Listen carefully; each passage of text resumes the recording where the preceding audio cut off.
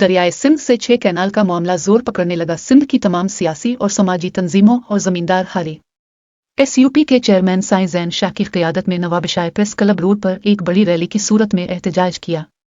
वहां पर मौजूद हमारे डायरेक्टर तसव्वुरुल हसन सिद्दीकी हमें रिपोर्ट कर रहे हैं। जी तसव्वुरुल हसन, आगाह कीजिएगा। जी, हम इस वक्त यहाँ मौजूद हैं नवाबशाह में प्रेस क्लब के सामने। यहाँ पर 6 ग्रीन पाकिस्तान के नाम से जो 6 कैनाल का ऑर्डर हुआ है उसके खिलाफ यहाँ पर सिंध यूनाइटेड फ्रंट वालों ने एक रैली निकाली थी। वो रैली लेकर आए थे। आइए हम वो शाह साहब से बात करते हैं कि वो हमें इस बारे में क्या बताते हैं।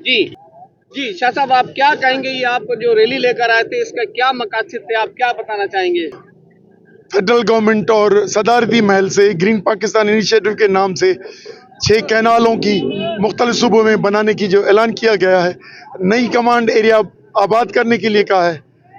पाकिस्तान के इंडस रिवर सिस्टम में पानी की पहले शॉर्टेज है। नई कमांड एरिया लाखों एकड़ पे, पहले फेज में 35 लाख और आगे जाके 80 लाख तक ये स्कीमें बना के लाए।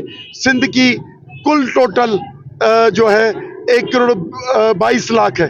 तो सिंध की ज़मीन के 80% नई कमांड एरिया अगर निकालेंगे तो मौजूदा जो कमांड एरिया है हमारी, जो पूरे अजला में है, तीनों बराजिस पे, ये इसकी अक्सरत बंजर हो जाएगी। तो ऐसे फैसले जो 8-10 कंपनियों को तो फ़ायदा हो, गैर मुल्की और मकामी, लेकिन वो अरबों कमाएं, लेकिन हमारे करोड़ों लोग दरबदर हों।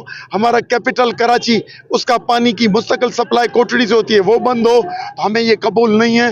नज़रसानी करो। हम सदर साहब को कहते हैं, वजीर आज़म को कहते हैं कि ये फैसले वापस लें। ऐसा ग्रीन पाकिस्तान जो करोड़ों लोगों को दरबदर करे और उनकी रोजी तबाह करे, ऐसे ग्रीन पाकिस्तान के प्रोजेक्ट को बंद करो, वरना ये मुल्क के फेडरेशन के लिए खतरनाक है।